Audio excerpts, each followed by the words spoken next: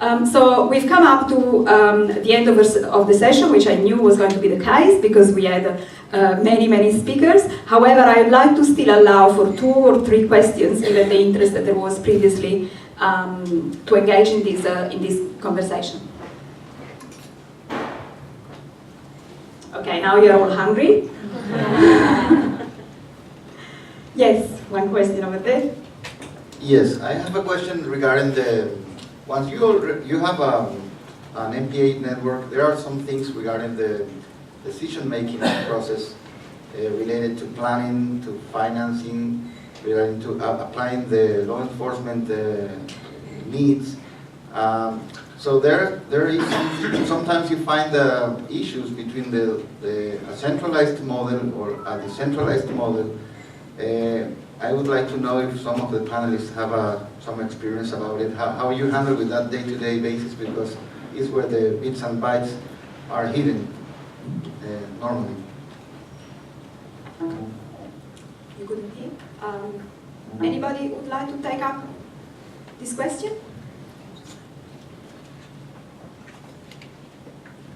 Fairul, you look like you got hands. He was asking what the question is about. Well, I'm not actually involved in the day-to-day management, but it is something that was included in our thought process when we're designing NPAs, or when we put forth candidate NPAs to the government. And it is an issue in our country, especially when it comes to enforcement, because of the cost that is associated with enforcement. A lot of times the government at least focus more on getting the communities to volunteer as to report any incident, and it is basically community-based enforcement rather than from the authorities. And we are moving closer and going to that area more and more in a lot of the NPAs that we see in our country, because just relying on one authority is not proving to be very effective. Just to supplement what Mr. said, we have some experience, of course, like any other country. The MPA issue is always, in conflict with the fishery issue. So wherever you have, areas closed for fishermen are bound to resist that kind of initiatives. So in our country in 1987, there was a small sanctuary declared on the western coast after discovering a small coral area. And it was basically an initiative of the scientists. They said that this is a very important biodiversity area. We need to protect it. That only 29 square kilometers, very small area. And I can tell you even today that sanctuary is not functional. After 27 years, it is just on paper, because the community has not been taken into confidence. The community believed that we don't need this MPA. What is the use of this MPA? We are not getting anything from that. So this is an eye-opener for us. So we understood that the community involvement right from the beginning, right from the declaration of the MPA, and right up to its sustainable management is very important.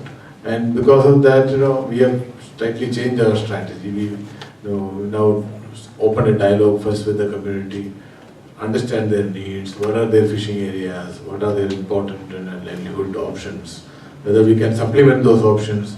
These things are explored more before taking the challenge of issuing a declaration. So I think it's a great eye-opener for all of us. Thanks very much. Yes, a question here.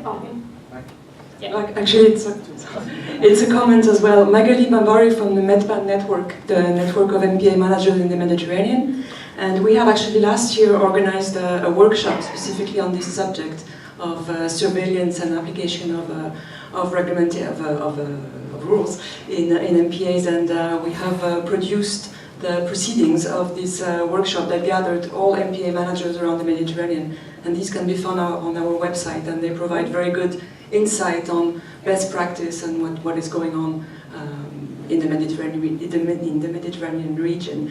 And I would also like to highlight an event that we are having tomorrow on regional human networks around the world and how they contribute to implementing to reaching the Aichi targets. And this takes place tomorrow at 5 o'clock. That's right. In Hall 4, or is it Hall 4, I think. That's right, thanks very much. Mathieu? Yes, about this day-to-day management of marine protected areas. I can't say a lot in Gabon. Maybe in 10 years, next MAPA Congress, we'll have more experience there. But elsewhere in Western and Central Africa, and to what I've heard also, especially in Spain, I think that as soon as you go for no-take areas or no-fishing areas, you create yourself problems for the day-to-day management. I mean, problem for the manager, generally the state. And the most effective and efficient marine protected areas that I've seen are those which are created, set up, designed and run by the fishermen themselves. Because they are on the ground, we recreate the notion of territorial management. I mean, landscapes and fishing grounds can be considered as property for the people who have been using them for ages. And generally in the developing world, after the independencies, the sea belonged the day after the independence to the state, which are not able to manage the right access, the access right. Yeah. And to my point of view, this is the key central question about everything. It's always governance, and we have to go back to this notion of property and territories. Yeah, thanks, Matthew. That was a very good point, very important point. Anybody, one more question, and then I think we all go and have lunch. Thanks. Just to continue on your point there, a recent paper that came out as the result of the Reef Life Survey, which looked at reefs over, I think, something like 84 countries, over 4,500 dives and surveys.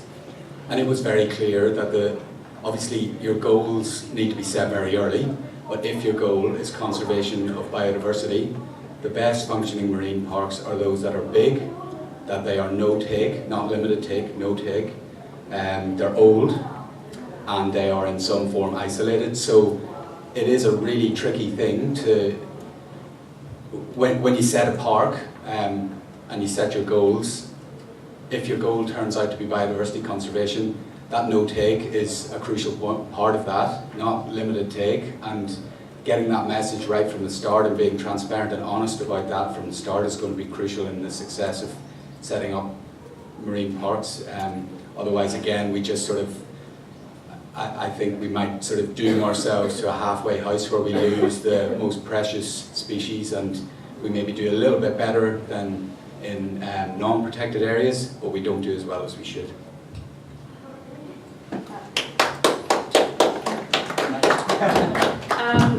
Do you want to answer this question? Just to add to what he was sharing. What we found in Palau is that the environment takes care of itself. So we're trying to manage people, providing incentives, making sure that the fishermen have the rights to their waters, making sure that the farmers have their rights to their land. And the national network has been created with the support of the federal, but for us it's the national, to support the state, then supporting the communities. So to hear and be reaffirmed by all the talk today that it is about the communities, it is about the people, is wonderful, and thank you very much. Thanks. I just wanted to add one point to that, and I think you're absolutely right. The evidence is very strong that no-take is the effective no-take. So enforced no-take is really the mode that contributes to best conservation outcomes. However, I think that at times that point tends to take off, to distract from the very significant benefits that can arise from a mixed zone approach, where mixed zone is much more feasible from the perspective of resolving all the conflicts of interests and values. And and I don't think we have put enough thought into what benefits we can get from multiple use zones, for example, and how do we need to manage them to actually reap those benefits. And I think that's, certainly from an Australian perspective, is a key focus for us in the coming years. I think I wrap up here. It's been a fantastic session. I knew that was going to be hard to contain when I took this roll up, because just simply the huge diversity of experiences. I actually came up with this vision that it would be fantastic to actually capture all these in some form of publication. And my attempt to do that, crazy me, I'd like to invite you to contact me if you have an interest, if you have experiences in developing a national network, because I think there is lots of value in capturing the lessons that we are learning, often the hard way. So let's share them and make sure that they make life easier for those who follow us. And given where we are, heading up towards 2020, that would be a very good time to really consolidate where we are at and what we can pass on. I'd like to invite you to for a round of applause for all our presenters. Thanks very much to all. I think it's been really interesting, and yeah, I hope to be able to follow up. See you.